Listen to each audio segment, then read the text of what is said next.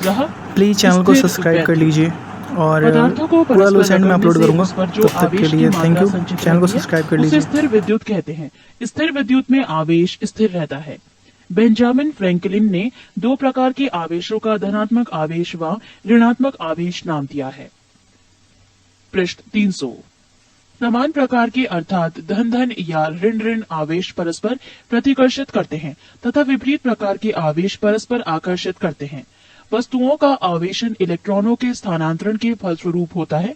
यहाँ नीचे सारणी में कुछ वस्तुएं इस ढंग से सजाई गई हैं कि यदि किसी वस्तु को किसी दूसरी वस्तु से रगड़कर विद्युत उत्पन्न की जाए तो सारणी में जो ऊपर है उसमें धन आवेश तथा जो नीचे है उसमें ऋण आवेश उत्पन्न होता है।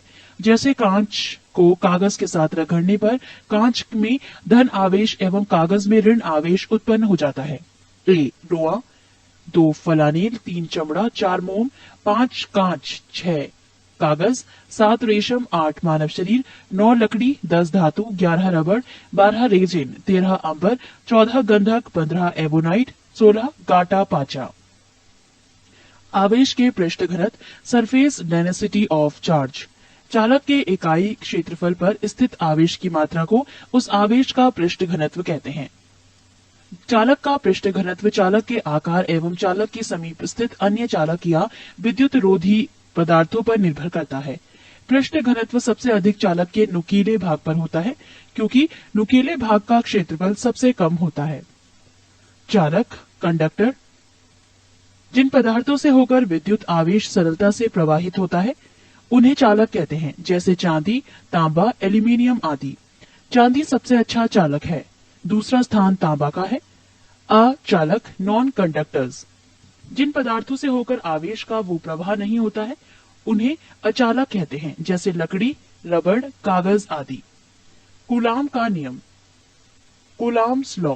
दो स्थिर विद्युत आवेशों के बीच लगने वाला आकर्षण अथवा प्रतिकर्षण बल दोनों आवेशों की मात्राओं के गुणनफल के अनुक्रमानुपाती एवं उनके बीच की दूरी के वर्ग के व्युत्क्रमानुपाती होता है तथा ये बल दोनों आवेशों को मिलाने वाली रेखा के अनुदिश कार्य करता है। विद्युत क्षेत्र, इलेक्ट्रिकल फील्ड, किसी आवेश या आवेशित वस्तु के चारों ओर का स्थान जहां तक उसके प्रभाव का अनुभव किया जा सके विद्युत क्षेत्र कहलाता है। विद्युत क्षेत्र की तीव्रता, इंटेंसिटी ऑफ इलेक्ट्रिक फील्ड। विद्युत क्षेत्र में किसी बिंदु पर स्थित एकांक धन आवेश पर क्रियाशील बल को विद्युत क्षेत्र की तीव्रता कहा जाता है। खोखले चालक के विद्युत क्षेत्र, किसी भी खोखले चालक के अंदर विद्युत क्षेत्र शून्य होता है। यदि ऐसे चालक को आवेशित किया जाए तो संपूर्ण आवेश उसके बाहरी पृष्ठ पर ही रहता है। अतः खोखला गोला एक विद्युत परीक्षक इलेक्ट्रोस्टैटिक शील्ड का कार्य करता है। यही कारण है कि यदि किसी कार पर तड़ित विद्युत गिर जाए तो कार के अंदर बैठे व्यक्ति पूर्ण सुरक्षित रहता है। तड़ित से प्राप्त विद्युत आवेश कार की बाहरी सतह पर ही रहता है। विद्युत विभव, इलेक्ट्रिकल पोटेंशियल, किसी धनात्मक आवेश को अनंत से विद्युत क्षेत्र के किसी बिंदु तक लाने के लिए किए गए कार्य W एवं आवेश का मान Q0 के अनुपात रेशियो को उस बिंदु का विद्युत विभव कहा जाता है। विद्युत विभव का SI मात्रक वोल्ट होता है। ये एक अदिश राशि है। विभवांतर, पोटेंशियल डिफरेंस, एक कूलाम धनात्मक आवेश को विद्युत क्षेत्र में एक बिंदु से दूसरे बिंदु तक ले जाने में किए गए कार्य को उन बिंदुओं के मध्य विभवांतर कहते हैं। इसका मात्रक भी वोल्ट होता है। ये एक अदिश राशि है। पृष्ठ 301। विद्युत धारिता, इलेक्ट्रिक कैपेसिटी, किसी चालक की धारिता C चालक को दिए गए आवेश Q तथा उसके कारण चालक के विभव में होने वाले परिवर्तन V के अनुपात रेशियो को कहते हैं। विद्युत धारिता का SI मात्रक फैराड होता है। विद्युत सेल, इलेक्ट्रिक सेल, विद्युत सेल मुख्यतः दो प्रकार के होते हैं, एक प्राथमिक सेल, प्राइमरी सेल, 2 द्वितीयक सेल, सेकेंडरी सेल।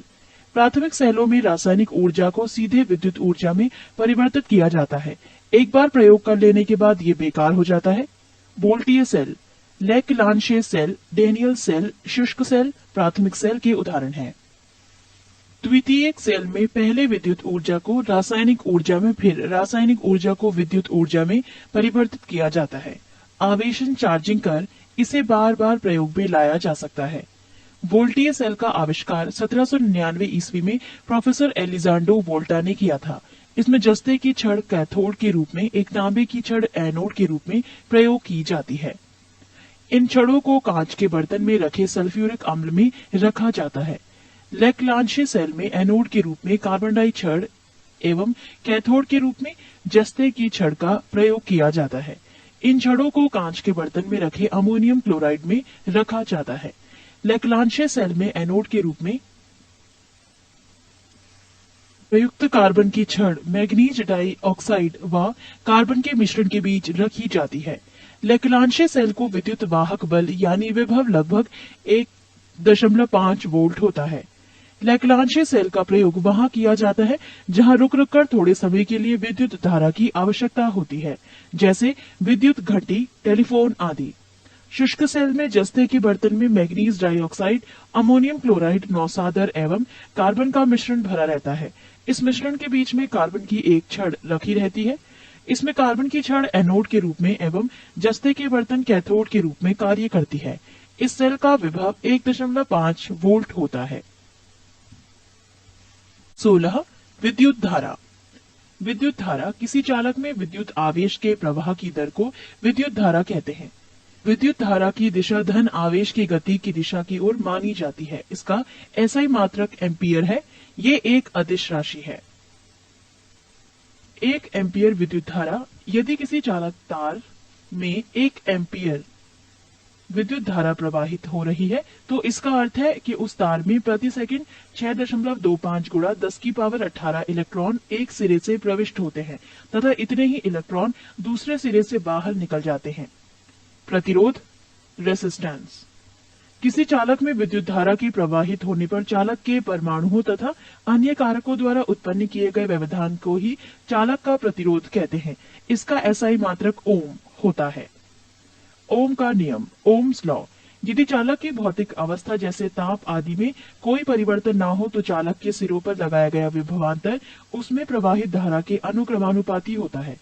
यदि किसी चालक के दो बिंदुओं के बीच विभवांतर V वोल्ट हो तथा उसमें प्रवाहित धारा I एम्पियर हो तो ओम के नियमानुसार V अनुक्रमानुपाती I या V = RI, जहां R एक नियतांक है जिसे चालक का प्रतिरोध कहते हैं। पृष्ठ 302। ओमीय प्रतिरोध, ओमिक रेसिस्टेंस। जो चालक ओम के नियम का पालन करते हैं उनके प्रतिरोध को ओमीय प्रतिरोध कहते हैं, जैसे मैग्नीज का तार। अनओमीय प्रतिरोध, नॉन ओमिक रेसिस्टेंस। जो चालक ओम के नियम का पालन नहीं करते हैं उनके प्रतिरोध को अनओमीय प्रतिरोध कहते हैं, जैसे डायोड बल्ब का प्रतिरोध, ट्रायोड बल्ब का प्रतिरोध। चालकता, कंडक्टेंस। किसी चालक के प्रतिरोध के व्युत्क्रम को चालक की चालकता कहते हैं। इसे G से सूचित करते हैं, यानी G = 1/R। इसकी एसआई इकाई ओम की पावर -1 होता है, जिसे महो भी कहते हैं। इसका एसआई इकाई सीमेन भी होता है। विशिष्ट प्रतिरोध, स्पेसिफिक रेसिस्टेंस। किसी चालक का प्रतिरोध उसकी लंबाई के अनुक्रमानुपाती तथा उसके अनुप्रस्थ काट के क्षेत्रफल के व्युत्क्रमानुपाती होता है। अर्थात यदि चालक की लंबाई I और उसकी अनुप्रस्थ काट का क्षेत्रफल A है तो R डायरेक्टली प्रोपोर्शनल I/A या R = रो सही I/A, जहां रो एक नियतांक है, जिसे चालक का विशिष्ट प्रतिरोध कहा जाता है। अतः एक ही पदार्थ के बने हुए मोटे तार का प्रतिरोध कम तथा पतले तार का प्रतिरोध अधिक होता है। विशिष्ट चालकता, कंडक्टिविटी। किसी चालक के विशिष्ट प्रतिरोध के व्युत्क्रम को चालक का विशिष्ट चालकता कहते हैं। इसे छोटा सिग्मा = 1/ρ। इसकी एसआई इकाई ओम की पावर -1 मीटर की पावर -1 यानी ओम² -1 m² -1 होती है। प्रतिरोधों का संयोजन, कॉम्बिनेशन ऑफ रेसिस्टेंस। सामान्यतः प्रतिरोधों का संयोजन दो प्रकार से होता है। एक श्रेणी क्रम, सीरीज कॉम्बिनेशन में। दो समानांतर क्रम, पैरेलल कॉम्बिनेशन में। श्रेणी क्रम में संयोजित प्रतिरोधों का समतुल्य प्रतिरोध समस्त प्रतिरोधों के योग के बराबर होता है। समानांतर क्रम में संयोजित प्रतिरोधों के समतुल्य प्रतिरोध का व्युत्क्रम इनवर्स उनके प्रतिरोधों के व्युत्क्रमों के योग के बराबर होता है। विद्युत शक्ति, इलेक्ट्रिक पावर। विद्युत परिपेत में ऊर्जा के क्षय होने की दर को शक्ति कहते हैं। इसका एसआई मात्रक वोट होता है। किलोवाट घंटा मात्रक अथवा यूनिट। 1 किलोवाट घंटा मात्रक अथवा 1 यूनिट विद्युत ऊर्जा का व्यय मात्रा है जो कि किसी परिपथ में 1 घंटा में व्यय होती है, जबकि परिपथ में 1 किलोवाट की शक्ति हो। किलोवाट घंटा मात्रक बराबर वोल्ट गुणा एम्पियर गुणा घंटा बटे 1000 बराबर वाट गुणा घंटा बटे 1000। अमीटर, विद्युत धारा को एम्पियर में मापने वाले के लिए अमीटर मापक यंत्र का प्रयोग किया जाता है। इसे परिपथ में सदैव श्रेणी क्रम में लगाया जाता है। एक आदर्श अमीटर का प्रतिरोध 0 होना चाहिए। वोल्टमीटर, वोल्टमीटर का प्रयोग परिपथ के किन्हीं दो बिंदुओं के बीच विभवांतर मापने में किया जाता है। इसे परिपथ में सदैव समानांतर क्रम में लगाया जाता है। एक आदर्श वोल्टामीटर का प्रतिरोध अनंत होना चाहिए। विद्युत फ्यूज, इलेक्ट्रिक फ्यूज, विद्युत फ्यूज का प्रयोग परिपथ में लगे उपकरणों की सुरक्षा के लिए किया जाता है। ये टिन 63% व सीसा 37% की मिश्र धातु का बना होता है। ये सदैव परिपथ के साथ श्रेणी क्रम में जोड़ा जाता है। इसका गलनांक कम होता है। गैल्वेनोमीटर, विद्युत परिपथ में विद्युत धारा की उपस्थिति बनाने वाला एक यंत्र है। इसकी सहायता से 10⁻⁻6 एम्पियर तक की विद्युत धारा को मापा जा सकता है। पृष्ठ 303। शंट का उपयोग। शंट एक अत्यंत कम प्रतिरोध वाला तार होता है जिसे गैल्वेनोमीटर के समानांतर क्रम में लगाकर अमीटर बनाया जाता है। गैल्वेनोमीटर के श्रेणी क्रम में एक उच्च प्रतिरोध लगाकर वोल्टमीटर बनाया जाता है। ट्रांसफॉर्मर, विद्युत चुंबकीय प्रेरण के सिद्धांत पर कार्य करने वाला ये एक ऐसा यंत्र है जो उच्च एसी वोल्टेज को निम्न एसी वोल्टेज में एवं निम्न एसी वोल्टेज को उच्च एसी वोल्टेज में बदल देता है। ये केवल प्रत्यावर्ती धारा एसी के लिए प्रयुक्त किया जाता है। एसी डायनेमो या जनरेटर, ये यांत्रिक ऊर्जा को विद्युत ऊर्जा में परिवर्तित करता है। ये विद्युत चुंबकीय प्रेरण के सिद्धांत पर कार्य करता है। विद्युत मोटर, इलेक्ट्रिक मोटर, ये एक ऐसा यंत्र है जो विद्युत ऊर्जा को यांत्रिक ऊर्जा में बदल देता है। ये विद्युत चुंबकीय प्रेरण के सिद्धांत पर कार्य नहीं करता है। माइक्रोफोन, ये ध्वनि ऊर्जा को विद्युत ऊर्जा में परिवर्तित करता है। माइक्रोफोन विद्युत चुंबकीय प्रेरण के सिद्धांत पर आधारित होता है। प्राथमिक शक्ति स्टेशनों पर जो विद्युत धारा उत्पन्न होती है वो प्रत्यावर्ती धारा होती है तथा उसकी वोल्टता 22,000 वोल्ट या इससे अधिक हो सकती है। ग्रिड उप स्टेशन ट्रांसफार्मर की सहायता से वोल्टता बढ़ा देते हैं जो 132,000 वोल्ट तक भी हो सकती है ताकि विद्युत संचरण में विद्युत ऊर्जा का क्षय बहुत कम हो। 17. चुंबकत्व। प्राकृतिक चुंबक लोहे का ऑक्साइड Fe3O4 है। इसका कोई निश्चित आकार नहीं होता है। कृत्रिम विधियों द्वारा बनाए गए चुंबक को कृत्रिम चुंबक कहते हैं। ये लोहा, इस्पात, कोबाल्ट आदि से बनाया जा सकता है। ये विभिन्न आकृति की होती है जैसे छड़, घोड़ानाल चुंबक, चुंबकीय सुई आदि। चुंबक लोहे को अपनी ओर आकर्षित करता है। इस गुण को चुंबकत्व कहते हैं। चुंबक के सिरों के समीप चुंबकत्व सबसे अधिक होता है। वो क्षेत्र चुंबक के ध्रुव पोल कहलाते हैं। चुंबक के ठीक मध्य में चुंबकत्व नहीं होता। चुंबक को क्षैतिज तल में स्वतंत्रता पूर्वक लटकाने पर उसका एक ध्रुव सदैव उत्तर की ओर तथा दूसरा ध्रुव सदैव दक्षिण की ओर ठहरता है। उत्तर की ओर ठहरने वाले ध्रुव को उत्तरी ध्रुव नॉर्थ पोल तथा दक्षिण की ओर ठहरने वाले ध्रुव को दक्षिणी ध्रुव साउथ पोल कहते हैं। चुंबक के दो ध्रुवों को मिलाने वाली रेखा को चुंबकीय अक्ष कहते हैं। समान ध्रुव में प्रतिकर्षण एवं असमान ध्रुव में आकर्षण होता है। चुंबक चुंबकीय पदार्थों में प्रेरण इंडक्शन द्वारा चुंबकत्व उत्पन्न कर देता है। चुंबकीय क्षेत्र, मैग्नेटिक फील्ड, चुंबक के चारों ओर वो क्षेत्र जिसमें चुंबकीय प्रभाव का अनुभव किया जा सकता है चुंबकीय क्षेत्र कहलाता है। चुंबकीय क्षेत्र की तीव्रता, चुंबकीय क्षेत्र में क्षेत्र के लंबवत एकांक लंबाई का ऐसा चालक तार रखा जाए जिसमें एकांक प्रबलता की धारा प्रवाहित हो रही हो तो चालक पर लगने वाला बल ही चुंबकीय क्षेत्र की तीव्रता की माप होगी। चुंबकीय क्षेत्र की तीव्रता एक सदिश राशि है। इसका मात्रक न्यूटन प्रति एम्पियर मीटर अथवा वेबर प्रति मीटर स्क्वायर या टेस्ला टी होता है। चुंबकीय बल रेखाएं, मैग्नेटिक लाइंस ऑफ फोर्स, चुंबकीय क्षेत्र में बल रेखाएं वो काल्पनिक रेखाएं हैं जो उस स्थान में चुंबकीय क्षेत्र की दिशा को अविरत प्रदर्शन करती है। चुंबकीय बल रेखा के किसी भी बिंदु पर खींची गई स्पर्श रेखा उस बिंदु पर चुंबकीय क्षेत्र की दिशा को प्रदर्शित करती है। पृष्ठ 304। चुंबकीय बल रेखाओं के गुण। 1. चुंबकीय बल रेखाएं सदैव चुंबक के उत्तरी ध्रुव से निकलती है तथा वक्र बनाती हुई दक्षिणी ध्रुव में प्रवेश कर जाती है और चुंबक के अंदर से होती हुई पुनः उत्तरी ध्रुव पर वापस आती है। 2.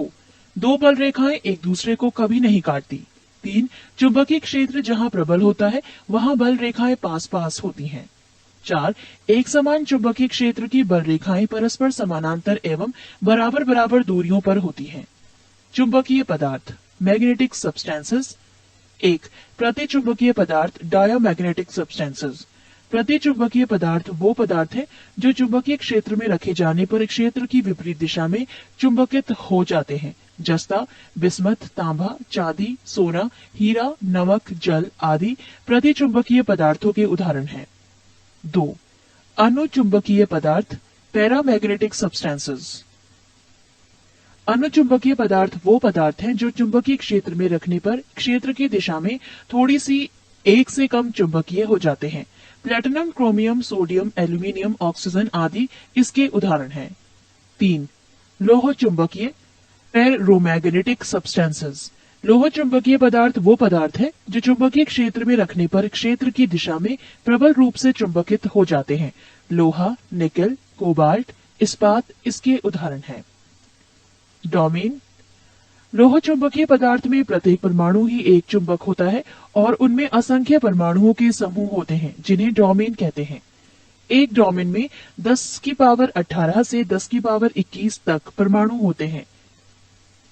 लोह चुंबकीय पदार्थों का तीव्र चुंबकत्व इन डोमेनों के कारण ही होता है। क्यूरी ताप, क्यूरी टेम्परेचर। क्यूरी ताप वो ताप है जिसके ऊपर पदार्थ अनुचुंबकीय व जिसके नीचे पदार्थ लोह चुंबकीय होता है। लोहा एवं निकल के लिए क्यूरी ताप के मान क्रमशः 770 डिग्री सेल्सियस तथा 358 डिग्री सेल्सियस होता है।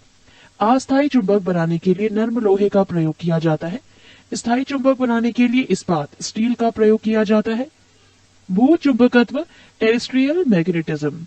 किसी स्थान पर पृथ्वी के चुंबकीय क्षेत्र को 3 तत्वों द्वारा व्यक्त किया जाता है। दिक्पात कोण एंगल ऑफ डिक्लाइनेशन, नमन कोण एंगल ऑफ डिप तथा चुंबकीय क्षेत्र की क्षैतिज घटक horizontal component of earth's magnetic field. 1. दिक्पात कोण।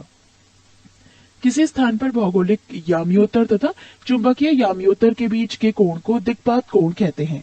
2. नमन कोण। किसी स्थान पर पृथ्वी का संपूर्ण चुंबकीय क्षेत्र क्षैतिज तल के साथ जितना कोण बनता है उसे उस स्थान का नमन कोण कहते हैं। पृथ्वी के ध्रुव पर नमन कोण का मान 90 डिग्री तथा विषुवत रेखा पर 0 डिग्री होता है। 3. चुंबकीय क्षेत्र के क्षैतिज घटक। पृथ्वी के संपूर्ण चुंबकीय क्षेत्र के क्षैतिज घटक H अलग अलग स्थानों पर अलग अलग होता है, परंतु उसका मान लगभग 0.4 गॉस या 0.4 गुणा 10 की पावर -4 टेस्ला होता है। पृष्ठ 305। 18. परमाणु भौतिकी। परमाणु एटॉम। परमाणु वो सूक्ष्मतम कण हैं जो रासायनिक क्रिया में भाग ले सकते हैं परंतु स्वतंत्र अवस्था में नहीं रहते।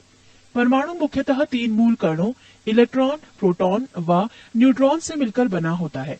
परमाणु के केंद्र में एक नाभिक होता है जिसमें प्रोटॉन एवं न्यूट्रॉन रहते हैं।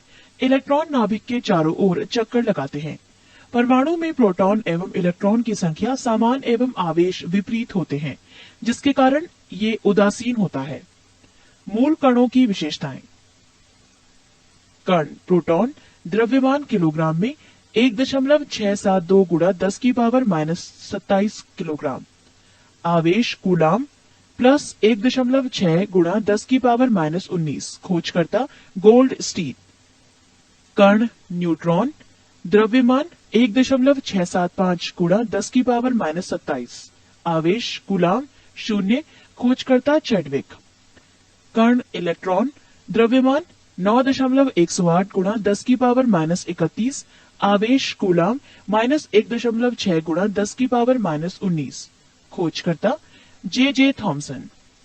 आज मूल कणों की संख्या 30 से ऊपर पहुंच चुकी है। कुछ प्रमुख मूल कणों का विवरण निम्न है। पॉजिट्रॉन द्रव्यमान 9.108 गुणा 10 की पावर -31। आवेश प्लस 1.6 गुणा 10 की पावर -19। खोजकर्ता एंडरसन। विशेष इलेक्ट्रॉन का एंटी कण। पाई मैसॉन द्रव्यमान इलेक्ट्रॉन का 274 गुणा। आवेश धनात्मक एवं ऋणात्मक दोनों।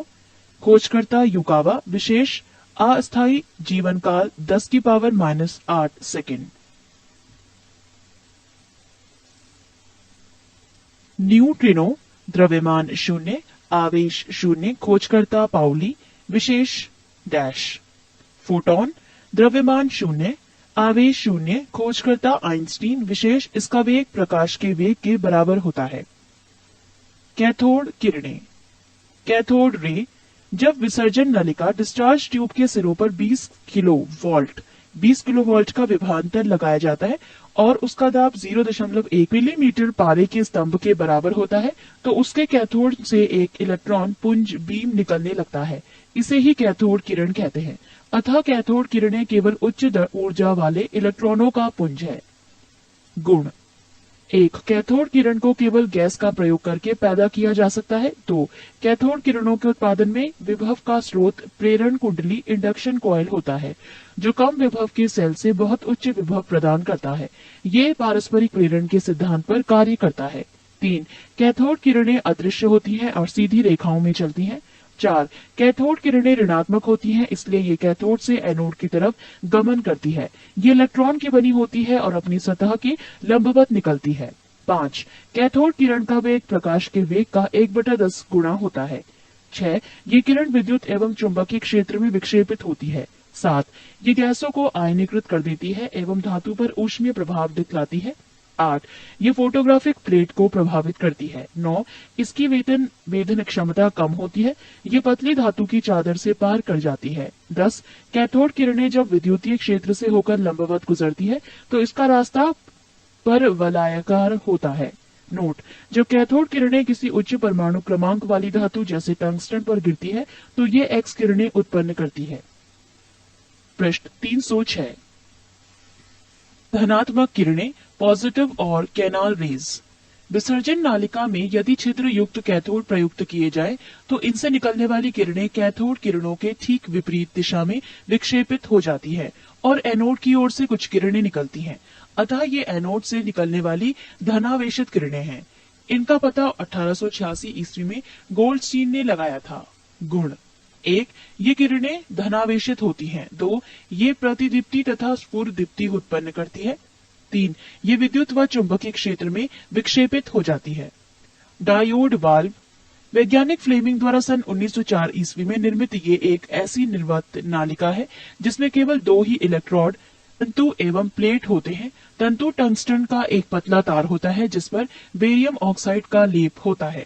इसे बैटरी से गर्म करने पर इलेक्ट्रॉन निकलते हैं जो धनावेशित प्लेट की ओर चलते हैं। इसे डायोड परिपथ में प्लेट धारा का प्रवाह होने लगता है। प्लेट धारा ओम के नियम का पालन न करके चाइल्ड लेगुमर नियम का पालन करती है। नोट: कैथोड के आसपास एकत्रित इलेक्ट्रॉन समूह को अंतराल आवेश कहा जाता है। उपयोग: डायोड वाल्व को रिज्जुकारी रेक्टिफायर के रूप में प्रयुक्त होता है, अर्थात इसके द्वारा प्रत्यावर्ती धारा एसी को दिष्ट धारा डीसी में बदलते हैं। ट्रायोड वाल्व ये 3 इलेक्ट्रोड प्लेट, ग्रिड व तंतु वाली एक निर्वात नलिका है। इसका निर्माण 1907 ईस्वी में ली डी फॉरेस्ट, अमेरिका ने किया था। उपयोग: ट्रायोड वाल्व का प्रवर्धक, एम्पलीफायर, दोलित्र, ऑस्किलेटर, प्रेसी, ट्रांसमीटर एवं संसूचक डिटेक्टर की तरह प्रयोग करते हैं। अर्धचालक, सेमीकंडक्टर ऐसे पदार्थ जिनमें इलेक्ट्रॉनिक संरचना इस प्रकार की होती है कि कहीं इलेक्ट्रॉन मुक्त हो जाता है और कहीं रिक्त होल बन जाता है, अर्धचालक कहलाते हैं। इनकी विद्युत चालकता सामान्य ताप पर चालक कंडक्टर्स व विद्युत रोधी इंसल्टर्स पदार्थों की चालकताओं के मध्य होती है। जर्मेनियम और सिलिकॉन ऐसे मुख्य पदार्थ हैं। इनका उपयोग इलेक्ट्रॉनिक्स व ट्रांजिस्टर उपकरणों में होता है। निज अर्धचालक, इंट्रिंसिक सेमीकंडक्टर्स, जिन अर्धचालकों में मुक्त इलेक्ट्रॉन तथा कोटर ऊष्मीय प्रभाव द्वारा उत्पन्न किए जाते हैं उन्हें निज अर्धचालक कहा जाता है। बाह्य अर्धचालक, एक्सट्रिंसिक सेमीकंडक्टर्स, अर्धचालकों में अपद्रव्य मिलाने से प्राप्त ठोस को बाह्य अर्धचालक कहते हैं। अपद्रव्य के रूप में आर्सेनिक अथवा एल्यूमिनियम मिलाते हैं जिससे अर्धचालक की चालकता काफी बढ़ जाती है। एन प्रकार के अर्धचालक ऐसे बाह्य अर्धचालक जिनमें विद्युत का प्रवाह मुक्त इलेक्ट्रॉनों की संख्या बढ़ जाने के कारण होता है, एन प्रकार के अर्धचालक कहलाते हैं। जब शुद्ध अर्धचालक में पंच संयोजी अपद्रव्य जैसे आर्सेनिक मिला दिया जाता है तो इस प्रकार के अर्धचालक प्राप्त होते हैं। पी प्रकार के अर्धचालक जिन अर्धचालकों में विद्युत का प्रवाह क्वार्टरों होल की गति के कारण होता है उन्हें पी प्रकार के अर्धचालक कहते हैं। शुद्ध अर्धचालक जर्मेनियम में त्रिसंयोजी अपद्रव्य जैसे एल्यूमीनियम मिलाने में से ऐसे अर्धचालक प्राप्त होते हैं। दाता डोनर। पंच संयोजी अपद्रव्य दाता कहे जाते हैं। ग्राही एक्सेप्टर। त्रिसंयोजी अपद्रव्य परमाणु ग्राही कहे जाते हैं। डोपिंग। अपद्रव्य मिलाए जाने की प्रक्रिया को डोपिंग कहते हैं। ताप बढ़ाने पर अर्धचालक की चालकता बढ़ती है परंतु चालक की चालकता घटती है। पृष्ठ 307। अतिचालकता सुपर कंडक्टिविटी। इसकी खोज 1911 ईस्वी में कैमरलिंग ओन्स ने की थी। अत्यंत निम्न ताप पर कुछ पदार्थों का विद्युत प्रतिरोध शून्य हो जाता है। इन्हें ही अतिचालक सुपर कंडक्टर कहते हैं और इस गुण को अतिचालकता कहते हैं। 4.2 के अर्थात 268.8 डिग्री सेल्सियस पर पारा अतिचालक बन जाता है। नियोबियस्टीन काफी ऊंचे ताप 100 केल्विन पर भी अतिचालकता प्राप्त कर लेती है। अतिचालक पूर्णतः प्रतिचुंबकीय होता है अर्थात वो पूर्ण चुंबकीय कवच होता है जिसे कोई चुंबकीय बल रेखा भेद कर उसके अंदर नहीं जा सकती है। अतिचालकता के महत्व को देखते हुए भारत सरकार ने 1991 ईस्वी में एक राष्ट्रीय अतिचालकता विज्ञान एवं तकनीकी बोर्ड की स्थापना की। नोट: घड़ी में क्वार्ट्ज क्रिस्टल का काम दाब पाइजो विद्युत प्रभाव पर आधारित है। मानव नेत्र ह्यूमन आई। स्पष्ट दृष्टि की न्यूनतम दूरी 25 सेंटीमीटर होती है। 1. निकट दृष्टि दोष मायोपिया। इस रोग से ग्रसित व्यक्ति नजदीक की वस्तु को देख लेता है परंतु दूर स्थित वस्तु को नहीं देख पाता है। कारण: 1. लेंस की गोलाई बढ़ जाती है। 2. लेंस की फोकस दूरी घट जाती है। 3. लेंस की क्षमता बढ़ जाती है। इस कारण वस्तु का प्रतिबिंब रेटिना पर न बनकर रेटिना के आगे बन जाता है।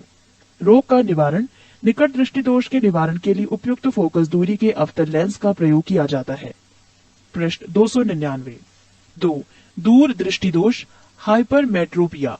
इस रोग से ग्रसित व्यक्ति को दूर की वस्तु दिखाई पड़ती है, निकट की वस्तु दिखाई नहीं पड़ती है। कारण: 1. लेंस की गोलाई कम हो जाती है। 2. लेंस की फोकस दूरी बढ़ जाती है। 3. लेंस की क्षमता घट जाती है। इस रोग में निकट की वस्तु का प्रतिबिंब रेटिना के पीछे बनता है। रोग का निवारण: इस दोष के निवारण के लिए उपयुक्त फोकस दूरी के उत्तल लेंस का प्रयोग किया जाता है। 3. जरा दृष्टि दोष प्रेस बायोपिया।